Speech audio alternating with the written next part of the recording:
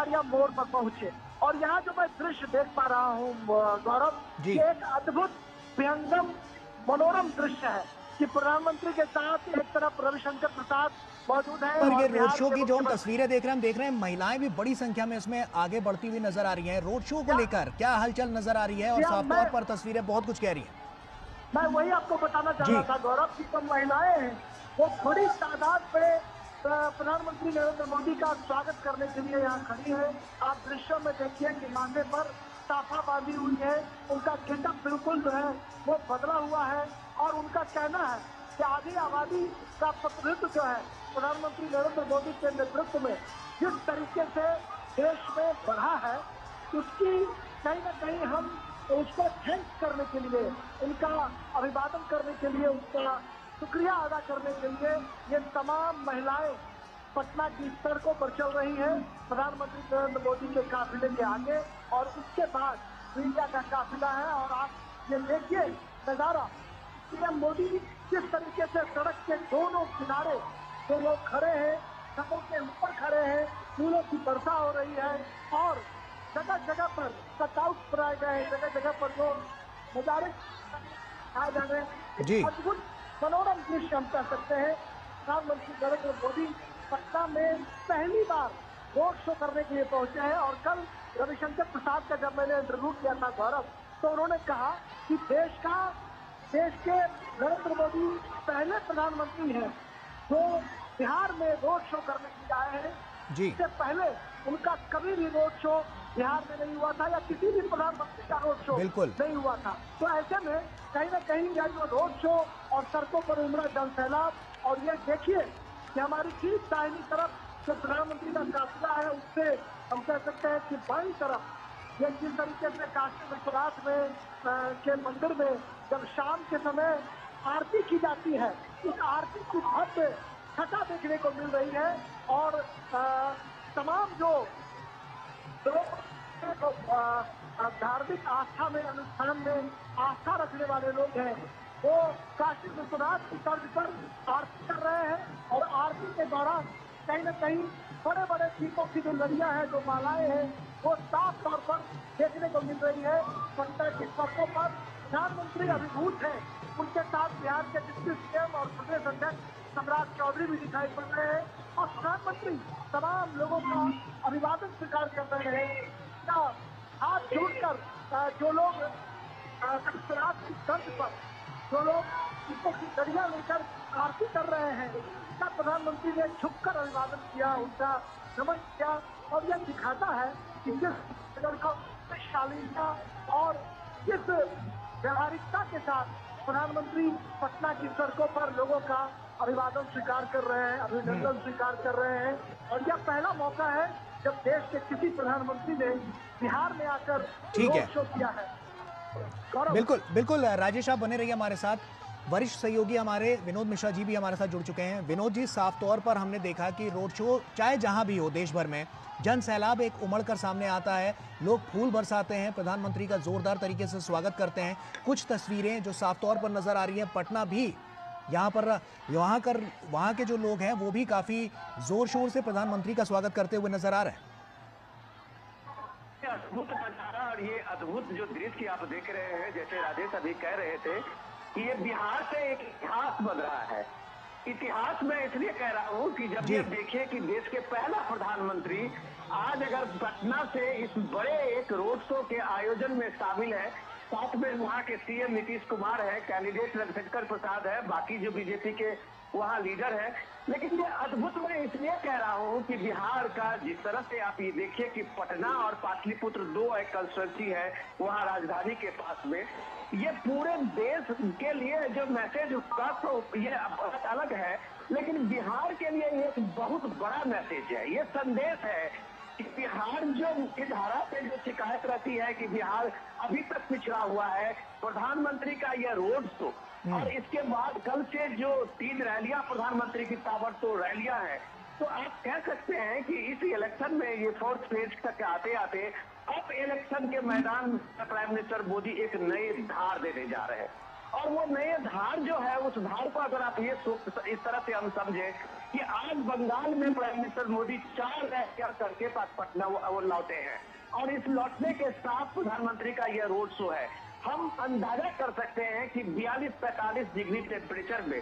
देश का प्रधानमंत्री एक बंगाल के एक सूबे में 4 बड़ी रैलियां करके पटना आता है और इतने बड़े रोड शो के आयोजन में शामिल होता है, तो उसका एनर्जी लेवल क्या है। और जब हम उस एनर्जी के लेवल के साथ में बात करते हैं तो उसमें यह भी देखने की जरूरत होती है कि वो कमिटमेंट लेवल क्या है। और उस कमिटमेंट लेवल की बात जब आप देखते हैं, तब जब इस रोड शो के दोनों बगल खड़े हुए लोगों की उत्सुकता, लोगों की ये भीड़, लोगों की ये ललक, तब हमें पता चलता है कि प्राइम मिनिस्टर का ये कमिटमेंट, प्राइम मिनिस्टर की ये एनर्जी लेवल, ये सारा कुछ, सब कुछ इसी लोगों के विश्वास में है, सब कुछ इसी लोगों के भरोसे में है, जो घरों के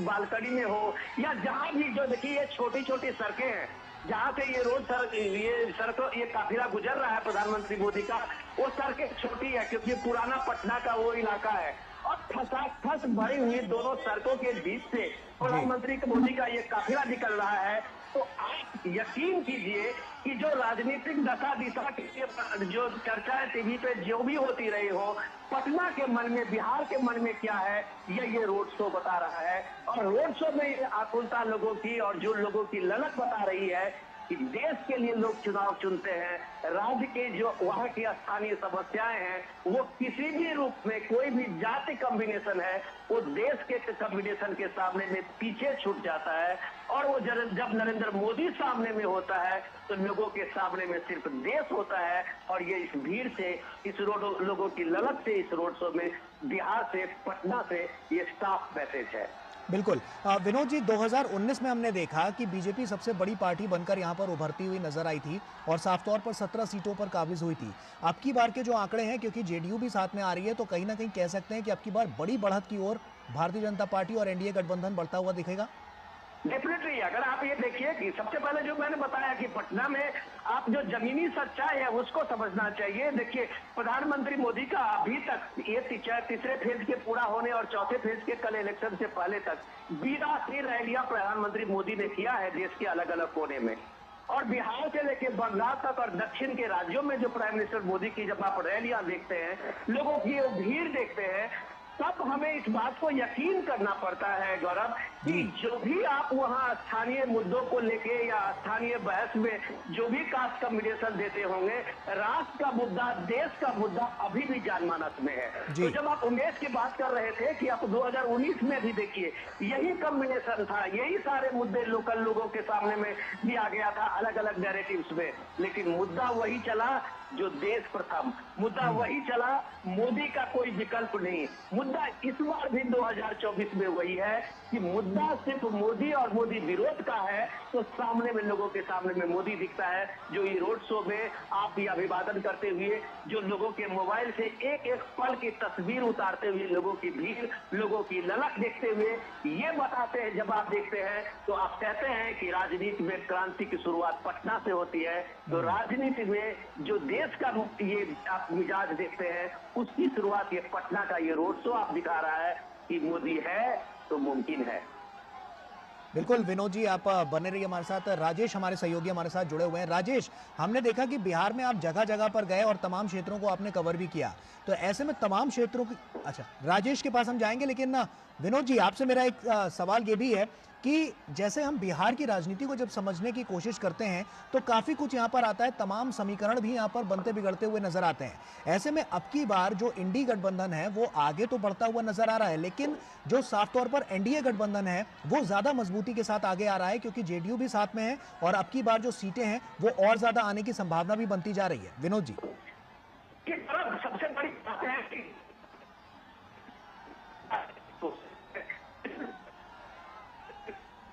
लेकिन जो बीजेपी और खासकर का जो अभियान और खासकर के नरेंद्र मोदी का जो अपना कैंपेनिंग स्टाइल है, वो उन सारे नैरेटिव्स को कैच के एक तरीके से बुलडोज करते हुए दिखते हैं। इसका ये सीधे सीधे मतलब है कि आप कम से कम जो नैरेटिव अभी तक जो भी दिया रहा था, आज प्राइम मिनिस्टर मोदी ने जिस तरह से पश्चिम बंगाल में 5 गारंटी की बात की है। जी। तो आप उस चीज पे गौर कीजिए कि जब प्राइम मिनिस्टर मोदी कहते हैं कि ये मोदी की गारंटी है, ये पूरा इलेक्शन 2024 गारंटी वर्सेस गारंटी हो रही है। जी। और उसमें प्राइम मिनिस्टर मोदी आज पश्चिम बंगाल में 5 गारंटी की बात करते हैं, और वो जब वो बताते हैं कि धार्मिक आधार पे कोई आरक्षण नहीं होगा,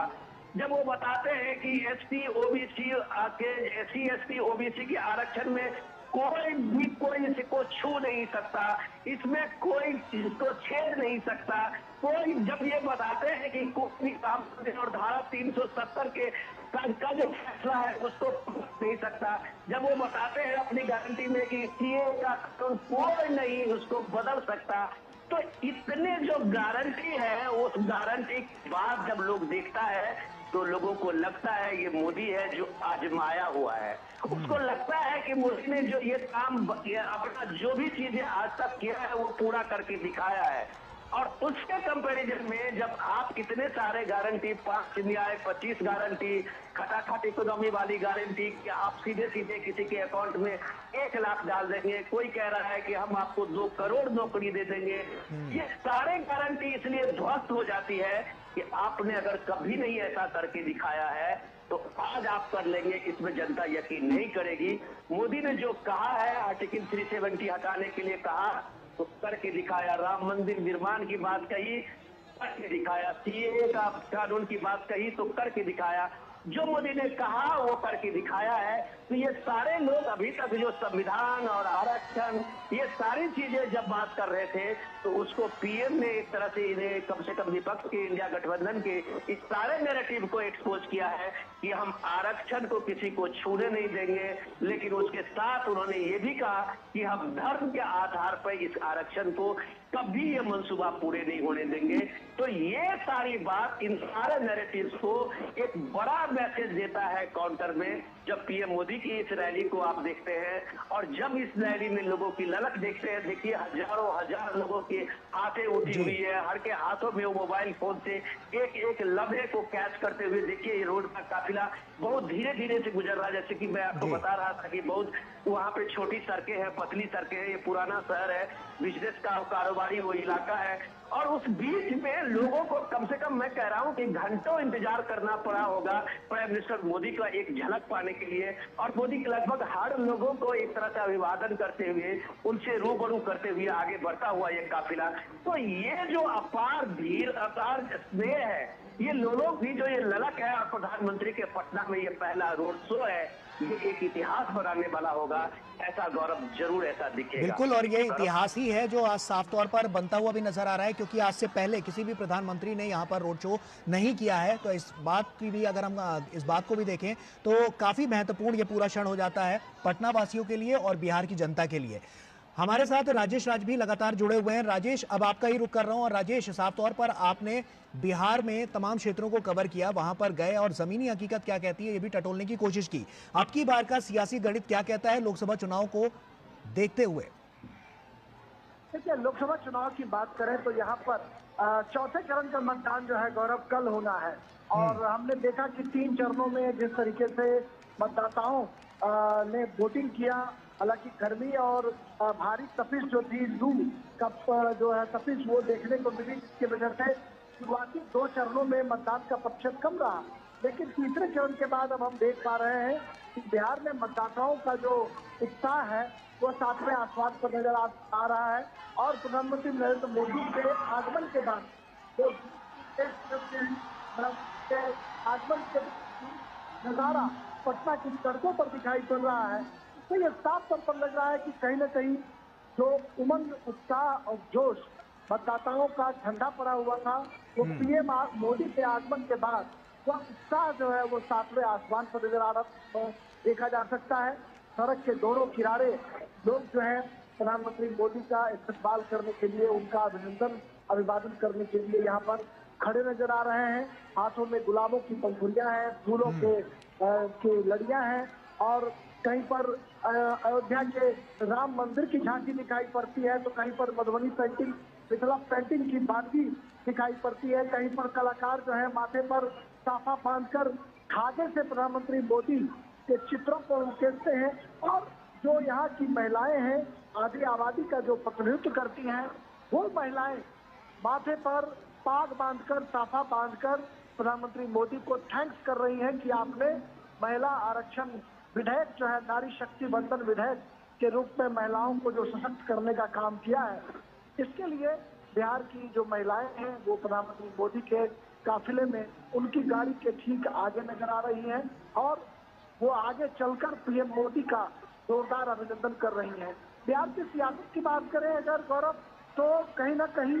पूरी सियासत जो है यहाँ पर जाति और आरक्षण के इर्द गिर्द घूमती रही है और हम कह सकते हैं 2015 विधानसभा चुनाव के वक्त भी इसे उसके इर्द गिर्द घुमाने की कोशिश की गई, लेकिन प्रधानमंत्री नरेंद्र मोदी पिछड़ों दलितों की हिमायत करने की जब बात करते हैं, जब बताते हैं लोगों को कि केंद्र में 26 मंत्री ओबीसी बनाए गए और आरक्षण, बिल्कुल राजेश, साफ तौर पर ये अब की बार नजर भी आएगा, क्योंकि जब लगातार हम देख रहे हैं कि 7 चरणों में जो चुनाव हैं उसमें से चौथे चरण का चुनाव जो है वो कल है, तो ऐसे में काफी महत्वपूर्ण हो जाता है और बिहार की जनता के लिए भी और जो वादे यहाँ पर किए गए हैं उसके लिए भी। विनोद जी, लगातार हम इस बात को देख रहे हैं कि बिहार की जनता जो है, एक प्रधानमंत्री नरेंद्र मोदी की जो लोकप्रियता है वो तो लगातार बढ़ती जा रही है और ऐसे में बिहार की जनता भी बढ़ चढ़कर उनका अभिवादन और सत्कार करने के लिए, जोरदार स्वागत करने के लिए किस तरह से यहाँ पर लाखों की संख्या में हम कह सकते हैं, क्योंकि एक बड़ा रोड शो है ये, तो वहां पर लोग पहुंचे हुए हैं। ऐसे में विकास की जो बयार लगातार हम देख रहे हैं जो केंद्र सरकार बढ़ाने की कोशिश कर रही है वो बिहार में और तेज गति से आती हुई नजर आएगी, तो कितनी बड़ी तस्वीर यहां से निकलकर सामने आएगी? देखिए गौरव, आपने बहुत बढ़िया सवाल पूछा है कि पटना में पीएम का एक रोड शो का कुछ न कुछ तो मतलब जरूर होगा। और जब हम इस बात को देखते हैं कि पीएम का जिस रोड शो का मतलब क्या है, और जब पहली बार जब ये कहते हैं कि आजादी के बाद पहली बार देश का प्रधानमंत्री पटना में रोड शो कर रहे हैं, तो इसके मतलब को अगर हम समझने की कोशिश करें तो हम ये समझ सकते हैं कि प्रधानमंत्री मोदी का एक तरह से इस रोड शो में इलेक्शन के समय में करने का एक सीधा मैसेज ये भी है कि बिहार के पिछड़ेपन को लेके, बिहार के आर्थिक विकास को लेके, बिहार के इंडस्ट्रियलाइजेशन को लेके ये सारी जो इतनी शिकायतें रही है, शायद प्रधानमंत्री मोदी आज इस रोड शो के जरिए एक तरह से वो कमिटमेंट देते हुए इसको एक तरह से पूरा करते हुए जा रहे हैं कि हमने अपनी आंखों से पटना के पूरे शहर के पुराने पटना से नए पटना तक के जो 2.5 किलोमीटर का स्ट्रेच है, हमने उसके चीजों को देखा है और पटना बदलेगा, बिहार बदलेगा, और बिहार बदलेगा तो देश में एक नए बदलाव, एक आर्थिक बदलाव का भी एक मैसेज बनेगा, एक समृद्ध भारत की बात भी जब बात बनेगी, तो वो सारी चीजों का मैसेज पटना में इन लोगों के सामने में प्रधानमंत्री मोदी का एक तरह से आप समझिए कि इसका संदेश ये भी है। दूसरी बात, जब वो पॉलिटिकल बात आप कह रहे थे कि जिसमें राजनीति की और सियासत की बात इस रोड शो के जरिए हम देख रहे थे, तो हम बात राजेश की बात को आगे बढ़ाते हैं कि इसमें एक समझने की जरूरत है कि पिछले 30-40 साल से ये आरजेडी का पूरे की तरह से एक समाजवादी जो वहाँ एक धारा है, उसका प्रभाव सिर्फ यही रहा है कि एक तबका जो मुस्लिम है उसको एक तरह से एक भ्रम डालना, उसको एक तरह से उत्पीड़न और उस तरह से एक विक्टिम का बना के एक तरह पॉलिटिकल एक गेमिंग हुई है, पोलराइजेशन की बात हुई है। यही पूरा पॉलिटिक्स अभी भी आरजेडी का है कि बीजेपी आ जाएगा, मोदी आ जाएंगे, ये सारी चीजें उनको ये बताया जाता है और यही नैरेटिव जो है ये पूरे देश में एक तरह से एक विक्टिम कार्ड एक तरह दिखाया जाता है और ये दिखाया जाता है कि मुसलमानों के साथ में कुछ भेदभाव हुआ है, मुसलमानों के साथ ये हुआ है। तो आज मैं देख रहा था कि जब पीएम मोदी अभी एक इंटरव्यू में, टेलीविजन के इंटरव्यू में इस चीज बता रहे थे और गौरव हम लोग अपने प्रोग्राम में इसकी चर्चा भी करते रहे हैं कि उसमें देखिए कि जो रिपोर्ट आई है 167 देशों की एक रिपोर्ट आई है बहुसंख्यक आबादी को लेके और उसमें दिखाया गया जब भारत का, तो दुनिया के किसी भी देश में ऐसा नहीं हुआ होगा जिसमें बहुसंख्यक आबादी घटी है और अल्पसंख्यक आबादी बढ़ी है और खास करके मुसलमानों का। तो पिछले 50 सालों में अगर लगातार सक्सेसिवली आप देख रहे हैं कि अल्पसंख्यक की आबादी 43% बढ़ी है तो कैसे कोई दुनिया इस बात को यकीन कर ले कि जिस आबादी के साथ में कभी उत्पीड़न हुआ हो, जिस आबादी के साथ में दोयम दर्जे की सलूक किया गया हो, जिस आबादी के साथ में किसी तरह के भेदभाव हुए होंगे, वो आबादी कैसे इतना 43% का ग्रोथ रजिस्टर्ड किया है और कैसे एक बहुसंख्यक आबादी जो है वो 8% का डिक्रीज किया है। तो यही बात पीएम मोदी कह रहे थे कि ये जो भ्रम राजनीति में डाला गया है, ये जब भ्रम आप राजनीति में एक तरह से प्ले करते हैं और एक तरह से विक्टिम कार्ड खेलते हैं, तब जाके इस राजनीति में बेईमानी साबित होती है कि जब प्रधानमंत्री मोदी का सबका साथ, सबका विकास, सबका विश्वास था, तो इस पटना में और पटना के शहर हो या गांव और देहात हो, अगर वहाँ शौचालय भी है 12 करोड़ शौचालय में, तो उसमें उतना ही हिस्सा और दूसरे वर्ग का, कम्युनिटी का है। जो अगर नल से जल का पानी मिला है तो वो भी सारे लोगों को मिला है। प्रधानमंत्री जनधन योजना का मिला हो तो उसका लाभ भी सबको मिला है। आवास योजना की बात हो वो भी सबको मिला है। जब प्रधानमंत्री स्वास्थ्य योजना की बात हो, आयुष्मान कार्ड की बात हो, तो वो भी सबको मिला है। अगर ये सारे सबको मिले हैं, इसमें कोई भेदभाव नहीं हुए हैं, तो सिर्फ पॉलिटिकल नैरेटिव से आप राजनीति को कितने दूर ले जा सकते हैं, कितने वोट पा सकते हैं, ये भी एक टेस्ट इस 2024 के चुनाव में देखा है कि वो सब कुछ आप जब एक स्लोगन बना के, एक राजनीतिक भ्रम फैला के, चाहे वो आरक्षण का हो, चाहे वो मुस्लिम के बारे में आपका एक निगेटिव नैरेटिव का हो, वो सब कुछ जब आप देते रहे हैं और ग्राउंड पे जब लोगों ने देखा है कि उसके साथ कोई भेदभाव नहीं हुआ है, तो आप इस तरह के फेक नैरेटिव का जवाब ये रोड शो है और लोगों की ये भीड़ है, जब आप उसमें देखते हैं कि हजारों हजार के ये भीड़ का ये कारवा के साथ में चलते हुए जब भीड़ आप देखते हैं, तो कहता है कि इस तरह के जो भी नैरेटिव है उसका कोई असर नहीं है। लोगों को पक्का यकीन है और मोदी के बातों में यकीन है, तो उसका सबूत देते हुए रोड सड़क के दोनों किनारे आप ये काफिला देखते रिक्शे के साथ गुजरते हुए लोगों की ये भीड़ देखते हैं। गौरव, विनोद जी, लोकसभा चुनाव को जिस तरह से हम देख रहे हैं और लगातार जो चरण है वो भी आगे बढ़ते हुए नजर आ रहे हैं, ऐसे में यूपी महाराष्ट्र के बाद बिहार बहुत बड़ी साख रखता है, 40 सीटें यहाँ पर हैं और ऐसे में हमने देखा है कि बीते 5 सालों में जो सबसे ज़्यादा फोकस किया गया है वो गरीबों को और ज़्यादा सशक्त और मजबूत करने के लिए किया गया है। तो ऐसे में बिहार की जनता के लिए क्या ये सबसे बड़ा इंपॉर्टेंट फैक्टर साबित होगा 2024 के चुनाव में? गौरव, आपने मुझे बहुत शानदार सवाल दिया है जिसकी चर्चा हम लोग शायद अभी तक नहीं कर पा रहे थे जी। कि आप ये देखिए कि प्रधानमंत्री मोदी ने 2014 से इसकी अभियान शुरू की थी नीति आयोग का जी। और नीति आयोग के साथ मिलके वहाँ एक एस्पिरेशनल डिस्ट्रिक्ट का एक अभियान शुरू किया गया था। वो इम्पोर्टेंट ये है कि देश के 120 ऐसे डिस्ट्रिक्ट हैं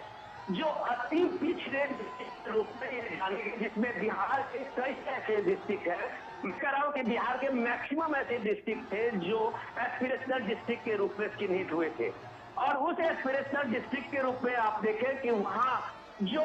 मिनिमम आय का जो है वो भी सबसे लोएस्ट, वहाँ जो लोगों की लिविंग स्टैंडर्ड था, वहाँ जो इंफ्रास्ट्रक्चर की बात थी वो सबसे लोएस्ट था। और गौरव, आपको जान के खुशी होगी कि वो जो एस्पिरेशनल डिस्ट्रिक्ट का कैंपेन नीति आयोग की तरफ से शुरू हुआ था, उसमें स्टेट कोई भी हो, वहाँ पे सरकारें कोई भी हो, लेकिन वो सीधा केंद्र की तरफ से वो सारे जो एस्पिरेशनल डिस्ट्रिक्ट के थे उसको एक तरह से अडॉप्ट किया गया था और सरकार की, प्राइम मिनिस्टर मोदी के जितने फ्लैगशिप स्कीम थे उस सारे स्कीम को ले जाके वहाँ वो इंश्योर किया गया था कि 100 के 100% वहाँ इंश्योर होगी। तो आप पटना के आसपास के जितने गांव देख रहे हैं वो जितने गांव बहुत पिछड़े गांव थे और ये एस्पिरेशनल डिस्ट्रिक्ट में थे। पटना के बिहार के साथ में आप मधुबनी को देख लीजिए, दरभंगा को देख लीजिए, सीमांचल के डिस्ट्रिक्ट को देख लीजिए, ये सारे एस्पिरेशनल डिस्ट्रिक्ट में थे और वहाँ उस एस्पिरेशनल डिस्ट्रिक्ट में 24 घंटे बिजली इंश्योर हुई कि वहाँ घर घर बिजली जो है वो मुफ्त बिजली पहुंचाई गई, लाइन उसका कनेक्शन दिया गया, वहाँ सबसे ज्यादा गैस कनेक्शन दिया गया, वहाँ सबसे ज्यादा प्रधानमंत्री आवास योजना का उसमें स्वीकृति मिली, वहाँ सबसे ज्यादा आयुष्मान कार्ड बटे। तो ये एस्पिरेशनल डिस्ट्रिक्ट में जो प्रधानमंत्री मोदी का उसने 2019 में लोगों के सामने में पहुंचा, तो बीजेपी एनडीए को 39 सीटें मिली थी, ये याद रखने की जरूरत है जी। ये कोई पॉलिटिकल स्लोगन से नहीं मिला था, वो एस्पिरेशनल डिस्ट्रिक्ट में का वो अभियान से पीएम मोदी ने करके दिखाया था, जो बिहार में सबसे ज्यादा लोगों को बेनिफिट मिला था और बेनिफिशियरी हुए थे। और उसका नतीजा आपने 2019 में देखा था कि 39 सीटें मिली थी। वो सिलसिला जो है स्पिरिचुअल डिस्ट्रिक्ट का वो आज भी जारी है। और अगर उस सब डिस्ट्रिक्ट में जो एक विकास के रूप में वो आगे बढ़े हैं तो पीएम मोदी कहते हैं कि ये एस्पिरेशनल इंडिया है, आकांक्षी भारत जब आप कहते हैं तो लोगों को ये उम्मीद लगती है कि ये जितना विकास के बाद जब पीएम मोदी कहते हैं कि 25 करोड़ आबादी को गरीबी रेखा से बाहर निकाल आया है तो वो क्रेडिट एस्पिरेशनल डिस्ट्रिक्ट को जाता है। और जब वो एस्पिरेशनल डिस्ट्रिक्ट के प्रभाव से आज लोग एक तरह से मुख्यधारा में लौटे हैं तो ये आप ये देखिए कि रोड शो का नजारा देखिए, वो सारे एस्पिरेशनल डिस्ट्रिक्ट के और वो महत्वाकांक्षी भारत के वो लोग हैं जिनको ये लगता है, यकीन लगता है कि जो विकसित भारत के संकल्प मोदी कहते हैं वो कागजी नहीं है, वो जमीन पे उतरा है और सब लोगों का ये भरोसा जगता है। गौरव बिल्कुल। और विनोद जी इस पर भी नजर डालें तो अब हम थोड़ा सा विपक्ष की भी बात कर लेते हैं, क्योंकि साफ तौर पर हमने देखा कि इंडी गठबंधन यहाँ पर बहुत कुछ खेल करने की कोशिश कर रहा है, लेकिन अब की बार क्या वो इसमें कामयाब हो पाएगा? तमाम उनके पास कोई ऐसे मुद्दे नहीं है जिसके लिए वो जनता के बीच जा पाए, क्योंकि 2019 में हमने देखा सिर्फ कांग्रेस एक सीट लेकर आई थी, बाकी आरजेडी वगैरह कहीं नजर नहीं आई। तो अब की बार क्या लगता है, क्या इंडी गठबंधन जो कि साथ मिलकर आगे आ रहा है तो अब की बार क्या उनके लिए कोई यहाँ पर फैक्टर साबित हो सकता है, या अब की बार जो साफ तौर पर जनता जो विकास की बयार देख रही है उसी आधार पर वोट करेगी? बहुत बढ़िया गौरव, आपने जो सवाल किया है उसका जीता जागता उदाहरण आपके सामने में है जी कि यही बिहार है जो सबसे पहले इंडिया गठबंधन की सबसे पहला नींव इसी बिहार से पाटलिपुत्र से हुआ था। बिल्कुल। और यही नीतीश कुमार है जो इसके पूरे तरह से एक तरह से संयोजक उसके थे। और नीतीश कुमार के खेत का वो क्रेडिट गया था कि वो एक तरह से 27-28 दलों को बिहार में और पटना में बुला के विपक्ष की एक नई धुरी बनाने की कोशिश की थी। लेकिन उस राजनीति का क्या हुआ ये आप देख लीजिए कि 1.5 साल होते होते नीतीश कुमार जैसे प्रधानमंत्री मोदी के साथ में उसी रोड शो में उसी भव्य का के रथ में सवार होकर नीतीश कुमार जा रहे हैं। ये नीतीश कुमार को एहसास था कि विकास की धारा से साथ में अगर जाना है तो मोदी के साथ ही आप जा पाएंगे। आज अगर आप नीतीश कुमार को देखिए कि तमाम रैलियों में वो पूछ रहे हैं कि उनको तेजस्वी के साथ में जाने से क्यों दिक्कत होने लगी थी साथ में चलने का, तो उन्होंने साफ साफ कहा कि जब हमने कहा कि मुझे हिसाब चाहिए तुम्हारे सारे मिनिस्ट्री का, तुम्हारे डिपार्टमेंट का, मुझे हर काम का हिसाब चाहिए, तो इन्हें दिक्कत होने लगी थी। ये नीतीश कुमार का आज का बयान है। तो ये डेफिनेटली बात है कि नीतीश कुमार जब वो खुद इंडिया गठबंधन के आप समझिए कि सबसे बड़े कर्तव्यधारता थे, सूत्रधार नीतीश कुमार थे। अगर पूरे मोदी के साथ इस रोड शो में आपको साफ साफ नजर आ रहे हैं तो आप इंडिया गठबंधन का भविष्य देख लीजिए कि पूरे देश में इसका इम्पैक्ट क्या रहा होगा। रही बात दूसरी की अपोजिशन का, आप अगर जमीन पे जिस तरह से आप कैंपेन करते हैं वो कैंपेन अगर आप सोशल मीडिया को के मद्देनजर कर रहे हैं, आप टेलीविजन के हेडलाइन के लिए कर रहे हैं, जो अभी आप अरविंद केजरीवाल को आप देख रहे हो, दिल्ली में भी उनका कैंपेन चल रहा है। और जब वाकई में एक कैंपेन आप जमीन पे देख रहे हैं उसमें बहुत फर्क होता है। प्रधानमंत्री मोदी का जो कैंपेन है वो जमीन से जुड़ा हुआ कैंपेन है जो लोगों के दिलों में उतरता है। आपने आज पश्चिम बंगाल के उस भावुक लम्हों को देखा था कि बीजेपी कार्यकर्ता कैसे क्राइम कर रहे थे, कैसे वो रो रहे थे प्रधानमंत्री मोदी को अपने सामने में पाकर। ये लगाव होता है एक नेता का और एक नेतृत्व का, ये विश्वास होता है एक नेतृत्व का अपने छोटे से छोटे कार्यकर्ताओं के बीच के एक संवाद का। तो जब प्रधानमंत्री मोदी जब इतने लाखों लोगों जो आज पटना के सड़क पे खड़े हैं उनके साथ एक संवाद बनाते हैं, उनके साथ एक आंख मिलाते हुए, उनसे नजर मिलाते हुए, अपनी उस भावना को के सामने में रखते हुए और लोगों की उस भावना को स्वीकार करते हुए जब आगे बढ़ते हैं तो ये नैरेटिव काम करता है। आप अगर हेडलाइन के लिए जो नैरेटिव दिल्ली में लिया जा रहा है, जो नैरेटिव आप ये देख रहे हैं अलग अलग यूपी के और बिहार के मंचों पे आप देख रहे हैं, वो नैरेटिव आपको हेडलाइन दे सकता है, वो अखबारों में थोड़ी सी जगह दे सकता है। विनोद जी वही तो तस्वीरों में भी नजर आ रहा है, जैसा कि हम देख पा रहे हैं लगातार जो कारवां है वो तो आगे बढ़ ही रहा है, लेकिन साफ तौर पर महिलाओं की भागीदारी और युवाओं की भागीदारी भी बहुत ज़्यादा सुनिश्चित इसमें नजर आ रही है। महिलाएं जिस तरह से नाचती गाती नजर आ रही है, हमने देखा कि अगर हम बीते 5 सालों की और बीते 10 सालों की बात कर लें तो महिला सशक्तिकरण को लेकर, महिलाओं को सशक्त करने को लेकर लगातार सरकार की कवायद हमेशा कारगर साबित हुई है, क्योंकि इससे पहले की सरकारों में हमने ये चीज़ नहीं देखी थी। अब की बार युवा, गरीब, महिलाएं, इनको सबसे ज़्यादा फोकस में रखा गया है। गौरव, अगर इस इस बात को देखें तो बिहार इसका ये पहला उदाहरण है। बिहार में एनडीए की सरकार जब बनी थी तो सबसे पहला एक बिहार में ये एक्सपेरिमेंट हुआ था और नीतीश कुमार ने वहाँ 50% जो है रिजर्वेशन पंचायत में लोकल बॉडी इलेक्शन में किया था। और ये आधी आबादी का जो सबसे इम्पावरमेंट मिला है वो बिहार से मिला है। जब प्रधानमंत्री मोदी जो लखपति दीदी का एक वहाँ पे एक शुरू किए थे उस योजना को, तो आप ये देखिए कि बिहार में जो है वो ये लखपति दीदी में आज बिहार सबसे आगे है। और बिहार की जब आप बात करें तो उद्यमी महिला को रूप में आप देखें तो इस छोटे स्वयं सहायता समूह का अब वो जो आधी आबादी को उस एक मुख्य धारा में आने का मौका मिला है। हम जैसा कि पोस्टर में भी देख पा रहे हैं कि गरीब पिछड़ों दलितों को अपना हक दिलाने के लिए मोदी जी का शुक्रिया, इस तरह के बैनर पोस्टर भी यहाँ पर लगे हुए हैं। डेफिनेटली मैं वही कह रहा हूँ कि वो चीजें जो जमीन पे उतरते हुए लोगों ने देखा है कि उसमें इम्पावरमेंट की जब आप कहते हैं कि आधी आबादी का जो इम्पावरमेंट बिहार में है वो शायद दूसरे राज्यों की अपेक्षा में बिहार अभी काफी आगे है। और यही महिला सशक्तिकरण की बात जब से बिहार में एक सामने में आई है, फ्रंट फुट पे है, तो आप ये देखिए कि तमाम पॉलिटिकल डिस्कोर्स जो बिहार के थे वो सारे पीछे छूटते चले गए थे। ये पीछे इसलिए छूटते चले गए थे कि महिलाओं ने वहां लीड लिया था और महिलाएं जब एक पॉलिटिकल इसमें नैरेटिव में लीड लेती है तब वहां का नैरेटिव जो है वो सारे फेक नैरेटिव खत्म हो जाते हैं। वो उसका उदाहरण भी बिहार है। तो ये देखिए कि ये प्राइम मिनिस्टर मोदी की जितनी योजनाएं हैं वो सारी योजनाएं सीधे महिलाओं को जोड़ा है, चाहे वो गैस कनेक्शन हो, ज्वाला स्कीम हो, चाहे प्रधानमंत्री का वो का स्कीम जो है जनधन स्कीम हो, चाहे प्रधानमंत्री का आप ये देखिए ये आवास योजना हो, ये सारे योजनाओं में जो घर की मालकिन है वो महिलाएं बनी है। चाहे आप प्रधानमंत्री का ये सफाई योजना में स्वच्छ भारत अभियान का योजना में देखिए, तो ये सारी योजनाएं डेडिकेटेड टू वुमेन रही है। और ये 50% की जो आबादी है, ये बड़ी आबादी जो बिहार की है, उसको लगता है कि इस देश में पहली बार जब महिलाओं को लेके जो एक सेंसिटिविटी जिसको आप कहते हैं कि महिलाओं को क्या जरूरत है, इसका किसी ने ख्याल रखा है तो वो मोदी है। जिसमें गैस कनेक्शन, उसके चूल्हे का भी इंतजाम रखा, उसके शौचालय की व्यवस्था भी रखी, उसके स्वास्थ्य की व्यवस्था भी रखी, उसके घर में बिजली और उसके सामने में इंफ्रास्ट्रक्चर रोड की व्यवस्था भी रखी। तो ये जो एक बात पहली बार देश आजादी के बाद अगर इस देश की मुख्य धारा और आधी आबादी का किसी भी नेता ने पहली बार अगर एक संजीदगी से सामने में रखा अपनी योजनाओं से तो प्रधानमंत्री मोदी है। इसलिए इस देश के आधी आबादी के वोट के दर से उस सारे पॉलिटिकल नैरेटिव जब फेल होता है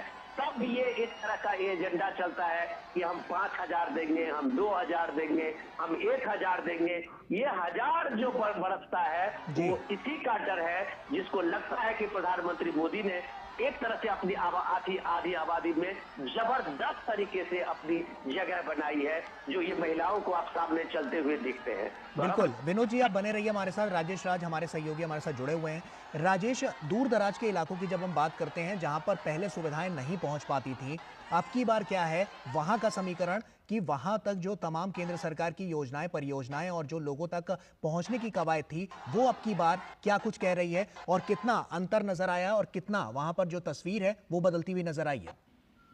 देखिए, अगर तस्वीर की बात करें तो बिहार की तस्वीर कहीं ना कहीं बिल्कुल बदली हुई तस्वीर नजर आती है, इसलिए कि हम बात करते हैं राजेंद्र सेतु की, महात्मा या फिर वैसे ब्रिज जो वर्षों से जर्जर पड़े हुए थे, जो पटना को उत्तर बिहार और दक्षिण बिहार में जोड़ नहीं पा रहे थे, तो ऐसे ब्रिज जो महात्मा गांधी सेतु ब्रिज है जिनसे कहीं ना कहीं मोतिहारी बेतिया वाल्मीकि नगर की दूरी जो है वो सिमट दी गई, वो सेतु का निर्माण कराया गया। राजेंद्र सेतु जो बेगूसराय, सिमरिया, मोकामा के इलाके में है, दिनकर राष्ट्रपति रामधारी सिंह दिनकर की भूमि पर, वहां पर 6 लेन पुल का निर्माण किया जा रहा है, डबल ब्रिज रेलवे का निर्माण कराया जा रहा है। सड़कों का जाल हम कह सकते हैं कि बिहार में 4 लेन के रूप में जो है वो बिक चुका है। तो ऐसे में जब हम विकास की अवधारणा की बात करते हैं तो कहीं ना कहीं बिहार उससे आगे बढ़ता हुआ दिखाई पड़ता है। एक जमाना था जब बिहार में कुछ पार्टियां वो दूसरे लहजे की बात करती थी, तो आज कम से कम प्रधानमंत्री मोदी की वजह से एक एजेंडा जरूर सेट हुआ है कि सत्ता और विपक्ष दोनों चाहे वो विकास की बात कर रहे हैं, विकास बनाम विकास की लड़ाई जो है वो बिहार में दिखाई पड़ रही है। एक तरफ अगर प्रधानमंत्री नरेंद्र मोदी या फिर भारतीय जनता पार्टी एनडीए के लोग अगर अपने विकास कार्यों को गिनाकर वोट मांगने का काम कर रहे हैं, तो महागठबंधन और इंडी गठबंधन के जो नेतागण हैं, जो स्टार प्रचारक हैं, वो भी अपने डेवलपमेंट की बात कर रहे हैं। वो भी कह रहे हैं कि हमने अमुक विकास का कार्य किया है, इसके आधार पर जनादेश किया जाना चाहिए। अगर हम रोड शो की बात करें गौरव, रोड शो आहिस्ता आहिस्ता अब आगे बढ़ता हुआ दिखाई पड़ रहा है। पहले यह 1.5 से 2 किलोमीटर तक निर्धारित था, लेकिन जो खबर मिल रही है उसमें यह जो रैली है, यह जो रोड शो है, ये आगे बढ़ता हुआ दिखाई पड़ रहा है। ये उम्मीद की जा रही है कि ये फासला जो है गांधी मैदान तक यह चलेगा और सड़कों के दोनों किनारे अब हम जो है धीरे धीरे दमदमी से हम आगे की तरफ बढ़ रहे हैं और आगे की तरफ हमारा जो प्रधानमंत्री नरेंद्र मोदी का जो कारवां है वो आगे बढ़ता हुआ दिखा रहा है। आगे में महिलाएं जो है वो चल रही हैं, महिलाओं का हुजूम भारी सड़कों पर दिखाई पड़ रहा है और दोनों तरफ हम देख पा रहे हैं कि दरभंगा में एयरपोर्ट और कोसी रेल ब्रिज से मिथिला क्षेत्र का कनेक्शन किए जाने को लेकर एक पंडाल बनाया गया है, जिस पर प्रधानमंत्री नरेंद्र मोदी की तस्वीर उकेरी गई है और प्रधानमंत्री नरेंद्र मोदी को हेल्प किया जा रहा है। वैसे ही एक तस्वीर हम सड़कों पर देख पा रहे थे, जो धागे से, जो सुई धागे से प्रधानमंत्री नरेंद्र मोदी की एक तस्वीर तैयार की गई है, जो बहुत ही अनोखी तस्वीर। तो कहीं मिथिला पेंटिंग की बाहर है, कहीं पर मधुबनी पेंटिंग से इसका इस्तेमाल किया जा रहा है। तो बड़ा किचन का जो पान मछली और मकान है, संख्या बखूबी की जा रही है। प्रधानमंत्री नरेंद्र मोदी स्वागत अभिनंदन में सड़कों पर हुजूम उमड़ा पड़ा है और बिहार की सियासत की अगर हम बात करें तो बिहार की सियासत में यह जो रोड शो है, तो अभी तक जो बिहार की सियासत ठंडी पड़ी हुई थी, उसमें इस रोड शो ने जान फूकने का काम किया है और ये उम्मीद की जा सकती है। राजेश, जैसा कि हम देख पा रहे हैं, महिलाएं यहाँ नाचती हुई नजर आ रही हैं और साफ तौर पर हम देख सकते हैं कि युवाओं में बड़ा जोश नजर आ रहा है। कितना जोश और हर्षोल्लास के साथ प्रधानमंत्री नरेंद्र मोदी का यहाँ पर स्वागत किया जा रहा है। ऐसा लग रहा है कि पहली बार तो पटना में, बिहार की धरती पर प्रधानमंत्री नरेंद्र मोदी यहाँ पर रोड शो करते हुए नजर आ रहे हैं, लेकिन लोगों को ऐसा देखकर लगता है कि लोग इनका बेसब्री से इंतजार कर रहे थे, जिसकी झलक ये तस्वीरें साफ तौर पर बयां कर रही हैं। निश्चित तौर पर मकान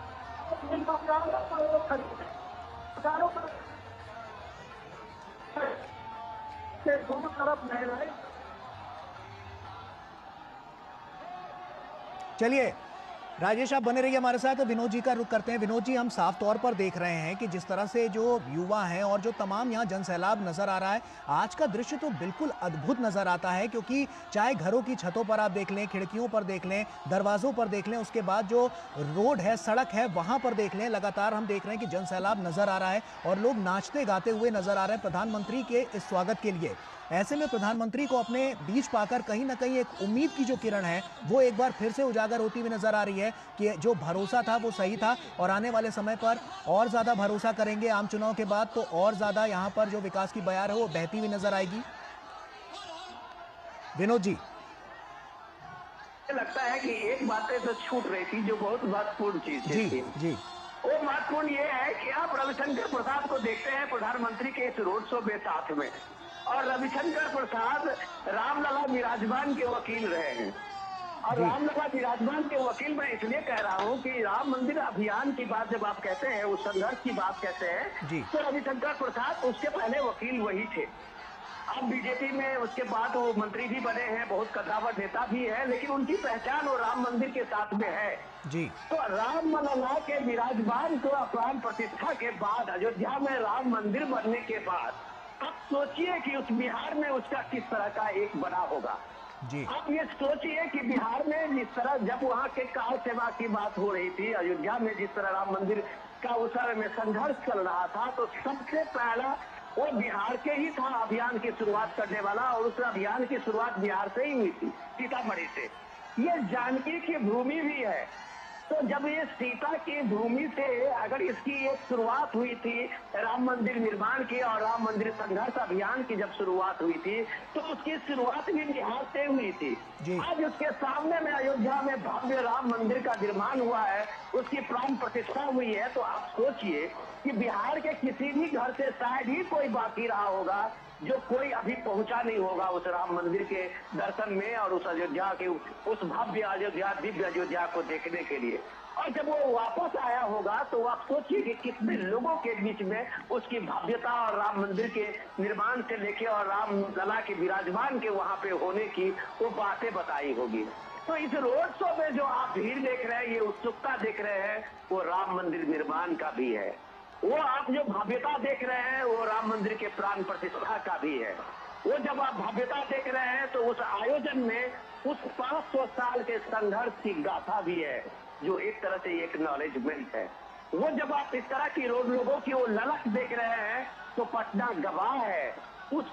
संघर्ष का। पटना गवाह है भारत में अपने प्राचीन सांस्कृतिक धरोहर की स्थापना का एक मूल स्वरूप में लाने का। तो ये सारी चीजें आप देख रहे हैं। जब पटना में प्रधानमंत्री मोदी गुजर रहे हैं तो थोड़ा सा इसका इतिहास जाने तो आप ये देखिए कि आजादी के बाद एक दो बार सीपीएम के और कम्युनिस्ट पार्टी के नेता यहाँ पे प्रधानमंत्री लोकसभा का नेतृत्व किए थे, लेकिन लगातार वहाँ बीजेपी का और जनसंघ का यहाँ पे एक मजबूत पकड़ रही है और उस पकड़ को वहाँ लोगों ने बना के रखा है। अभी भी बिहार में अगर आप कहें तो पाटलिपुत्र और पटना साहिब का जो इलाका है उसमें भारतीय जनता पार्टी की अच्छी पकड़ है। सुशील मोदी को हम लोग अभी नहीं भूले होंगे। सुशील मोदी भी वहाँ एक बड़े लीडर वहाँ एक तरह से हुआ करते थे और काफी उनकी अच्छी पहुंच बनी रहती थी, लोगों के साथ जनसंपर्क था। तो ये सारी चीजें आप देखते हैं तो ये भी हमें याद रखना चाहिए कि बिहार में आप राम मंदिर का उस चीज को, राम मंदिर प्राण प्रतिष्ठा का उस भव्य स्वागत का उस चीज को भी आप नजरअंदाज नहीं कर सकते हैं। बिहार में विकास एक साथ में है, लेकिन बिहार में दूसरा मुद्दा जो है वो राम मंदिर भी है जो लोगों के प्रत्यक्ष सामने में है। लोग वहां जा रहे हैं, प्राण प्रतिष्ठा के समारोह में शामिल हुए हैं। कामेश्वर चौपाल भी उसी बिहार से है जो एक दलित है जिनका जो स्थापना में शिलान्यास में उनकी भूमिका रही थी। तो सब कुछ है। बिहार सिर्फ राम मंदिर सिर्फ एक यूपी का कनेक्शन नहीं है, उससे बड़ा कनेक्शन बिहार से है जो बिहार में उसकी भागीदारी है साधुओं का, संतों का, लोगों का, कार सेवकों का, नेताओं का, वकीलों का। तो जब इतना सब कुछ बिहार से है तो आप उस समझिए कि उस प्राण प्रतिष्ठा के बाद उस मुद्दे को लेके बिहार के रूप में किस तरह का वो जोश और जज्बा है जो आप लोगों को देखते हैं बालकनियों से, खिड़कियों से लोगों को झांकते हुए। तो प्रधानमंत्री की विकास की यात्रा में अगर वो सब कुछ साथ में जोड़े तो राम मंदिर प्राण प्रतिष्ठा भी एक बड़ी बात है। आर्टिकल 370 की बात आप कहें तो बिहार एक ऐसा एक स्टेट है जहां राष्ट्रीय मुद्दा सबसे ज्यादा प्रखर होती है। बिहार बहुत ही राष्ट्रवादी है, चाहे वो बिहार पे कितना भी आप जातिवादी का आरोप लगाएं, लेकिन जब देश का मुद्दा होता है, राष्ट्र का मुद्दा होता है तो बिहार सबसे आगे होता है। वो फ्रंट पे खेलने वाला बिहार है। और जब अभी आर्टिकल 370 हटने की बात आई तो आप बिहार का देखिए कि सबसे ज्यादा वहाँ उसका आपको रिस्पांस मिला होगा और लोगों ने वहाँ बिहार के चाहे असेंबली इलेक्शन हो, आप उसके बाद जितने चुनाव हो उसमें सबने बिहार में रिटर्न गिफ्ट बीजेपी को दिया था। तो ये ऐसा नहीं है कि बिहार को जिस तरह से बदनाम किया जाता है जाति के नाम पे, बिहार को जिस तरह से बदनाम किया जाता है अन्य और चीजों के नाम पे, वो चीज अलग चीज है। लेकिन बिहार के लोग बहुत भावुक हैं। बिहार के मैक्सिमम जो यूथ है आप उसमें चाहे आपको पैरामिलिट्री फोर्सेज या यूथ जो आपको ये मिलेंगे, सेना में मिलेंगे, जवान ये मिलेंगे, तो आप कह सकते हैं कि राष्ट्रीय नेतृत्व को लेके, राष्ट्रीय मुद्दों को लेके बिहार में एक ललक है। और वो ललक जब आप देखते हैं तो पटना की सड़कों में देखते हैं तो वो डेफिनेटली प्राइम मिनिस्टर मोदी के वो एक मजबूत नेता के रूप में एक राष्ट्र का नेतृत्व करते हुए उसको सामने में दिखता है। और घंटों घंटों खड़े हुए लोगों में वही राष्ट्रीयता है, वही राष्ट्रीय नेतृत्व को लेकर ललक है, जो इसका अल्टरनेट लोगों को बिहार में नहीं मिला है। उसके सामने में सिर्फ मोदी है और यही ये भीड़ बताती है। जी विनोद जी, आप बने रहिए हमारे साथ। राजेश का रुख कर लेते हैं। राजेश, जैसा कि हमने बिहार की परिस्थितियों को पहले देखा और वहां पर इसे बीमारू राज्य कहा जाता था, लेकिन प्रधानमंत्री नरेंद्र मोदी जब से सत्ता में आए हैं, बिहार पर खास फोकस रहा है। स्वास्थ्य क्षेत्र के बुनियादी ढांचे को काफी उसमें परिवर्तन करने की कोशिश की गई थी। अब की बार के चुनाव में यह कितना बड़ा फैक्टर है और बिहार के आज स्वास्थ्य की बात करें तो कितना बड़ा परिवर्तन वहां पर नजर आया है?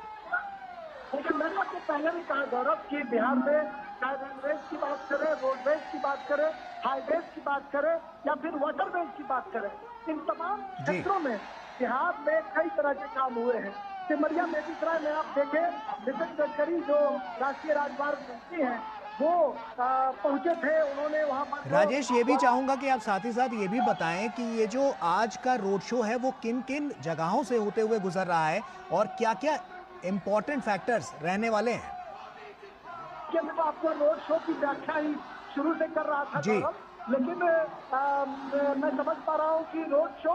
जो निर्धारित जो स्थल था वहां से अब आगे बढ़ रहा है। मैंने आपको पहले भी बताया था कि 1.2 किलोमीटर जो है वो निर्धारित किया गया था, लेकिन भीड़ को देखते हुए, जो भीड़ का अभिवादन और अभिनंदन का जो जज्बा है उसको देखते हुए प्रधानमंत्री नरेंद्र मोदी का काफिला निर्धारित स्थल जो ठाकुरबाड़ी मोड़ था वहां से अब नाला रोड होते हुए गांधी मैदान की तरफ जो है आगे बढ़ चला है और एक लंबा रोड शो काफिला डाकबंगला चौराहे से भट्टाचार्य मोड़, उसके बाद फिर मुहानी दलदली होते हुए नाला रोड होते हुए हमने जो काफिला है ये धीरे धीरे हम कह सकते हैं कि गांधी मैदान की तरफ बढ़ रहा है। जो 1.2 किलोमीटर का जो फासला था गौरव, वह आप तकरीबन 3.5 किलोमीटर से ज्यादा का तय करेगा यह रोड शो। और प्रधानमंत्री नरेंद्र मोदी को देखने के लिए सड़क के दोनों किनारे जो पलक पावड़े बिछाए हुए लोग हैं, इनका एक खूबसूरत सारा कह सकते हैं। और मैं आपको बिल्कुल सटीक दिखाना और बताना चाह रहा था कि कहीं ना कहीं हाथों में मोबाइल लिए हुए उनकी एक तस्वीर को कैद करने के लिए हर उम्र वर्ग की, चाहे वो लड़कियां हो, बच्चे हो, नौजवान हो, बूढ़ी माताएं हो, बुजुर्ग चाचा हो, ये तमाम लोग उनकी एक झलक पाने के लिए हाथों में मोबाइल लेकर उस दृश्य को, खूबसूरत विहंगम को मोबाइल में कैद करना चाहते हैं, जो कहीं ना कहीं बिहार में सियासत से अलग एक सामंजस्य जो है वह दिखाने की कोशिश कर रहा है कि सियासत चाहे जो भी हो, लेकिन जो सामंजस्य है, जो शालीनता है, जो विनम्रता है बिहार में, किस तरीके से लोग यहाँ पर अपने देश के नेता, देश के प्रधानमंत्री को देखने, सुनने, उनका अभिनंदन करने के लिए खड़े हुए हैं, यह दिखाता है कि वाकई बिहार जो है वो लोकतंत्र की जननी है। बिहार का वैशाली हिंदुस्तान लोकतंत्र की जननी है, दुनिया भर के मुल्क के लोगों की जननी है। और प्रधानमंत्री हमेशा जब बिहार आते हैं तो भिखारी ठाकुर को नमन करते हैं, कर्पूरी ठाकुर को नमन करते हैं, वो चंद्रगुप्त बुद्ध और महावीर के बिहार का जिक्र करते हैं, आर्यभट्ट के बिहार का जिक्र करते हैं, और कहीं ना कहीं जो जयप्रकाश नारायण का जो बिहार है उसका वो जिक्र करते हैं, उनको भी नमन करते हैं। तो कहीं ना कहीं बिहार का जो गौरवशाली अतीत है,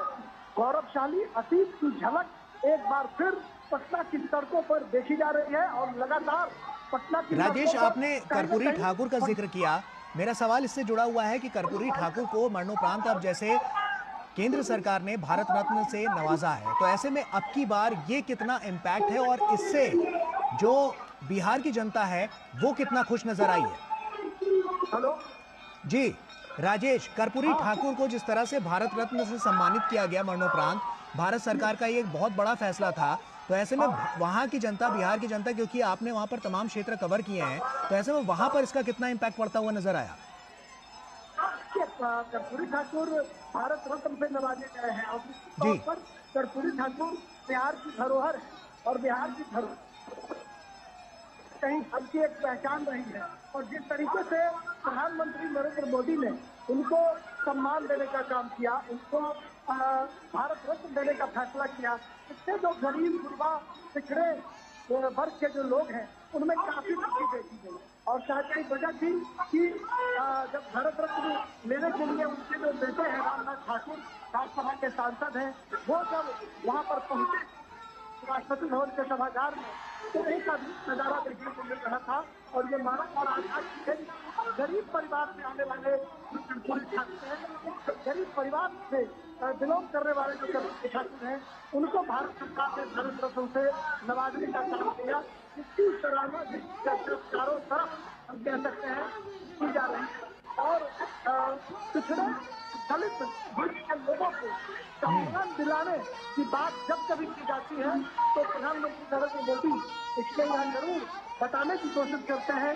कैसे हमने भारत रत्न कर्पूरी ठाकुर को सम्मानित किया, कैसे डॉक्टर भगवान लाल सहनी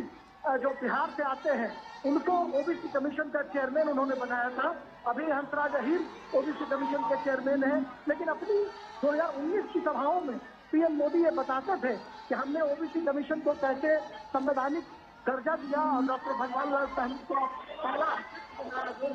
बिहार से आते हैं। और कहीं न कहीं ओबीसी और पिछड़े वर्ग के जो लोग हैं, जो हाशिए पर पड़े हुए लोग हैं, उनको सम्मान दिलाने के लिए जो भारत सरकार का प्रयास है, उस प्रयास का जिक्र प्रधानमंत्री मोदी जरूर करते हैं। और मैंने आपको पहले ही कहा बिहार जो है संगीत पर चाणक्य की भूमि है, महावीर और बुद्ध की भूमि है, आर्यभट्ट की भूमि है, या प्रकाश नारायण की भूमि है। जिस प्रकाश नारायण के आंदोलन में देश की राजनीतिक दशा और दिशा को बदलने का काम किया, पूरी परिस्थितियों को बदलने का काम किया, उसी क्षेत्र की भूमि पर आज प्रधानमंत्री मोदी का बिल्कुल। और जैसे जैसे हम देख पा रहे हैं तस्वीरों के जरिए राजेश की, जैसे जैसे काफिला और आगे बढ़ता नजर आ रहा है, जो संख्या बल है वो भी और तेज गति से बढ़ती हुई नजर आ रही है। और साफ तौर पर जो महिलाएं हैं वो किस तरह से यहाँ पर आप देख सकते हैं उद्घोष करती हुई नजर आ रही हैं। प्रधानमंत्री भी लगातार हाथ हिलाकर सभी का अभिवादन स्वीकार करते हुए और जोरदार ये रोड शो नजर आ रहा है। आप देखिए चप्पे चप्पे पर किस तरह से लोग यहाँ पर व्याकुल हैं प्रधानमंत्री की एक छवि पाने के लिए। तस्वीरें बहुत कुछ कह रही हैं, अद्भुत ये तस्वीरें हैं, अलौकिक ये तस्वीरें। और साफ तौर पर आप देख सकते हैं कि किस तरह से जोश यहाँ पर लोगों में नजर आ रहा है। सड़क के दोनों किनारे हों या खिड़कियां हों या इसके अलावा लोग छतों पर भी यहाँ पर मौजूद हैं और प्रधानमंत्री की एक छवि पाने के लिए व्याकुल नजर आ रहे हैं। जोरदार प्रदर्शन यहाँ पर होता हुआ नजर आ रहा है, जोरदार ये पूरा रोड शो होता हुआ नजर आ रहा है। हमारे साथ विनोद जी भी लगातार जुड़े हुए हैं। विनोद जी, हम लोग राम मंदिर का भी जिक्र कर रहे थे और उसको हमने कनेक्ट करने की, जैसे कि बिहार हम जानते हैं कि माता सीता की धरती भी इसे कहा जाता है। सीतामढ़ी में 20 मई को यहाँ पर चुनाव होना है। ऐसे में अब की बार ये चुनाव कितना बड़ा बदलाव लेकर वहां पर सामने आएगा और कितनी बड़ी जीत यहाँ पर नजर आ सकती है? गौरव, अगर आप मुझे इजाजत दें तो जो सवाल आपने राजेश को पूछा था, मैं थोड़ा सा उसमें कुछ करना चाह रहा हूँ कि देखिए, कर्पूरी ठाकुर बिहार के सिर्फ एक नेता और फॉर्मर चीफ मिनिस्टर नहीं रहे। कर्पूरी ठाकुर बिहार में अगर एक आदर्श नेता के रूप में, बिहार के आदर्श के रूप में आप रखेंगे 2-4 लोगों में, तो कर्पूरी ठाकुर भी एक है। प्राइम मिनिस्टर मोदी का उस गुदरी के लाल कर्पूरी ठाकुर को भारत के मुख्यधारा के साथ साथ भारत के जो पीढ़ी है, नई पीढ़ी है, उनको भी एक परिचय कराना था। ये इस देश में ये सवाल पूछने वाला है कि भाई ये समाजवादी पार्टी के लोगों यहाँ जो आरक्षण की बात और गरीब पिछड़े दलितों की करने वाले बात लालू यादव हो, वो लगातार यूपीए के 10 साल के शासन में ये लोग चाबी रखने वाले लोग थे कि अगर चाबी देंगे तो सरकार चलेगी, अगर चाबी निकाल लेंगे तो सरकार गिर जाएगी। किसी ने कर्पूरी ठाकुर को भारत रत्न दिलाने की बात क्यों नहीं की? किसी ने इस, चाहे वो समाजवादी यूपी के हो, क्यों नहीं इस गरीब के और जो पहली बार आरक्षण लेके पिछड़ों का लेके कर्पूरी ठाकुर मुंगेरी लाल के कमीशन बना के उन्होंने पहली शुरुआत की थी, जो मंडल कमीशन से पहले का था, जो गरीबों को हक दिलाने के लिए आगे बढ़ा था, उसको कभी भारत रत्न दिलाने की बात क्यों नहीं की थी? तो ये बेईमानी पकड़ी गई थी। और नरेंद्र मोदी ने जब उनको भारत रत्न से सम्मान मिला था, तब पहली बार इस देश के पिछड़ों को,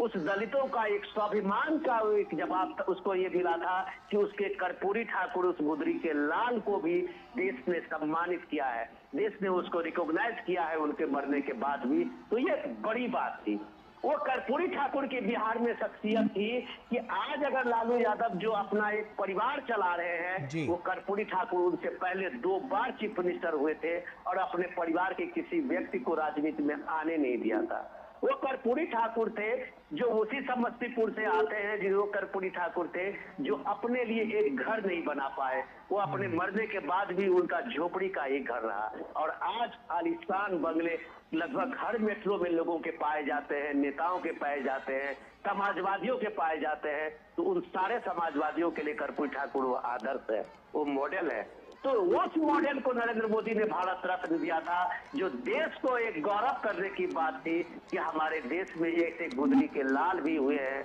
वो कर्पूरी ठाकुर रहे हैं जिन्होंने सच में गरीबी को जिया और गरीबों के हक के लिए लड़ा। वही नरेंद्र मोदी है जो सच में गरीबी को जिया और गरीबी के हक के लिए सामने में खड़ा है। और आज देखिए विनोद जी, वही आंकड़े हैं जो निकलकर सामने आ रहे हैं कि 25 करोड़ जो गरीब हैं वो गरीबी रेखा से बाहर निकल चुके हैं। डेफिनेटली गौरव, ये बात आपने बिल्कुल सही इसमें जोड़ा है। और वो गरीब के जो करने वाला जो नेतृत्व खड़ा है आज, जो गरीबी से पल के आया, गरीबी में बढ़ के आया और जिसने गरीबी देखी है, वो कर्पूरी ठाकुर को सम्मानित किया। और वो गरीब का, वो एक साधारण परिवार से आने वाला नरेंद्र मोदी पे जब आप नैरेटिव लगाते हैं कि संविधान खतरे में है, आरक्षण का ये खत्म हो जाएगा, तब शायद आप पे लोग मजाक करते होंगे कि ये नरेंद्र मोदी है जो आपके अपनी 5 गारंटी में कहता है कि हम कभी आरक्षण को खत्म नहीं करने देंगे, न उसे हम छूने देंगे। तो लोगों को यकीन होता है।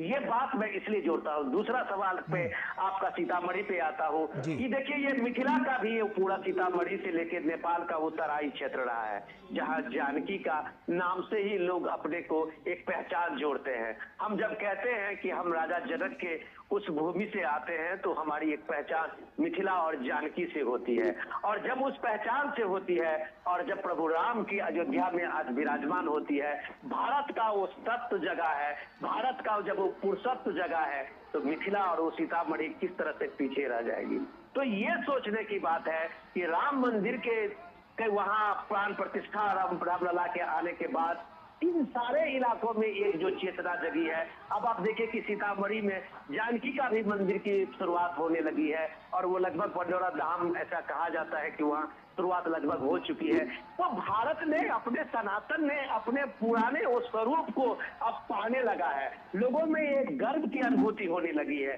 तो ये सारी चीजें जब होती है ना, तब पता चलता है कि एक सांस्कृतिक चेतना का जब एक स्वरूप इस दौर में बन के आया है, तो उसके प्रतीक नरेंद्र मोदी है जो विकास के साथ में विरासत को भी संभालना चाहते हैं। इसीलिए और राम मंदिर भी है।